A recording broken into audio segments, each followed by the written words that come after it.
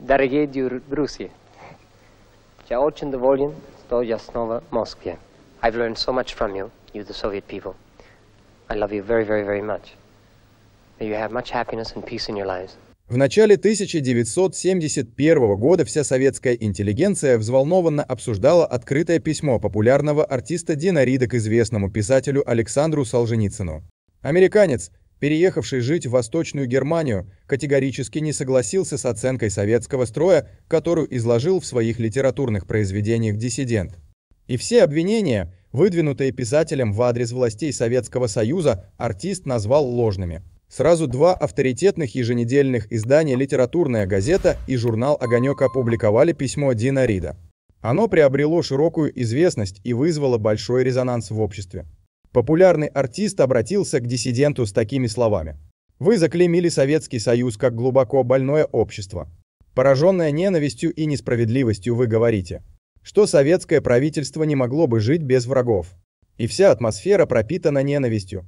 И еще раз ненавистью, не останавливающейся даже перед расовой ненавистью вы. Должно быть.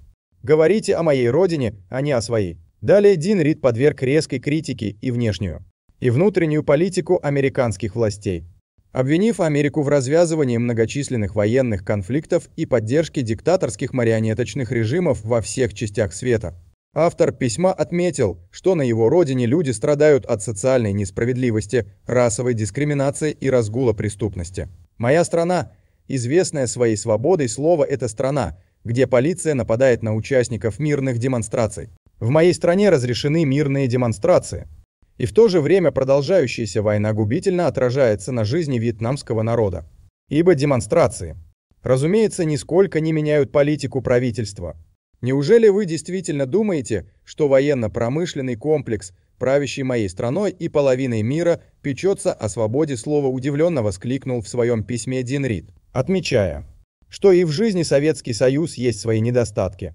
Американский артист признал, что советская система строится на принципах справедливости и гуманизма, в отличие от капиталистической экономики, основанной на эксплуатации людей.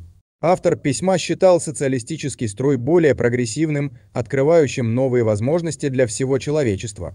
Очевидно, Дин Рид во многом идеализировал Советский Союз, как и многие западные творческие деятели той эпохи, придерживавшиеся левых взглядов. Личность Дина Рида вызывает многочисленные споры как в России, так и в Соединенных Штатах.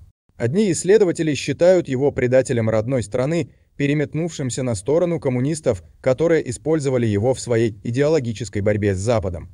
Другие историки уверены в искренности артиста, увлеченного гуманистическими идеями.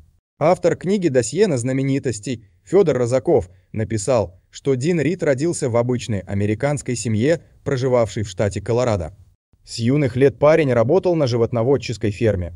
То есть он был настоящим ковбоем, но стремление проявить себя в творчестве привело его на артистические подмостки. Несколько ролей в вестернах и привлекательная внешность помогли начинающему артисту начать карьеру автора-исполнителя собственных песен. Многие из его сочинений представляли собой социально-политические воззвания к аудитории, носили бунтарский характер по отношению к американской политической системе. На мировоззрение Дина Рида существенно повлияли гастрольные поездки по странам Латинской Америки, где он лично познакомился с революционерами, например, с чилийскими товарищами Пабло Нерудой и Сальвадором Альенде, боровшимися за свободу от диктаторов, поддерживаемых властями Соединенных Штатов. Американский артист участвовал в политических акциях левых сил по всему миру, активно проявлял свою гражданскую позицию.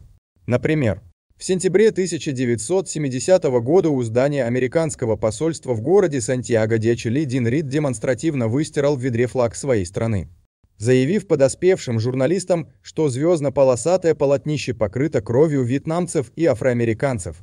Власти Советского Союза позитивно оценили политическую активность американского артиста, он не раз приезжал в Россию. А на родине этого человека осуждали как предателя.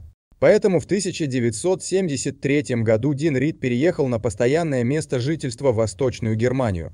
Он активно гастролировал, писал песни и снимал фильмы в разных странах. Например, картины «Моя первая любовь» Аргентина, «Эль Кантор» Чили и «Гвадалахара» Мексика. Однако в 80-е годы 20 века популярность Дина Рида пошла на убыль.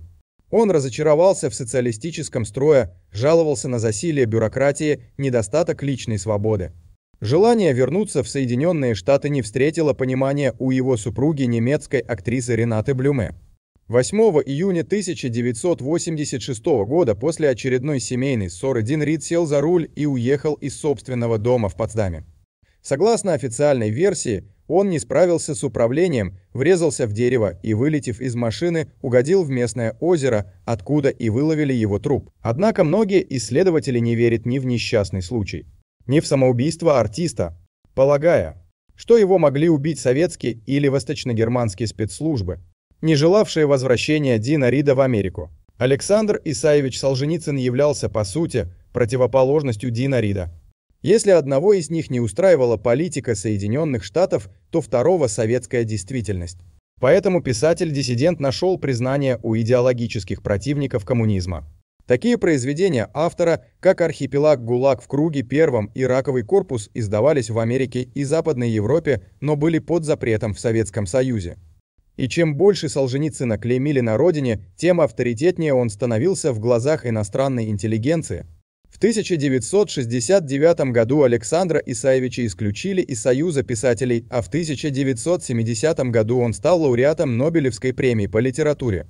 После чего в советской прессе была развернута настоящая пропагандистская кампания против диссидента, которая завершилась его высылкой из страны в феврале 1974 года. Некоторые представители творческой интеллигенции Советского Союза и стран соцлагеря выступали с гневными речами в адрес Солженицына, присоединился к этому общему хору противников писателя и Дин Рид.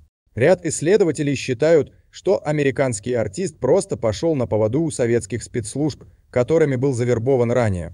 Доктор исторических наук Александр Шубин в своей книге «Диссиденты. Неформалы и свобода в Советском Союзе» отметил, что большая часть советской интеллигенции и творческой элиты, несмотря на официальную позицию властей, поддерживала Солженицына. Каково же было удивление Рида, когда при встречах с советскими людьми после концертов он услышал от них, что его письмо отрицательно воспринято интеллигенцией и молодежью в Советском Союзе, по мнению историка. Свое знаменитое послание Дин Рид писал не столько Солженицыну, сколько жителям Америки и стран Западной Европы, поддерживавшим писателя-диссидента.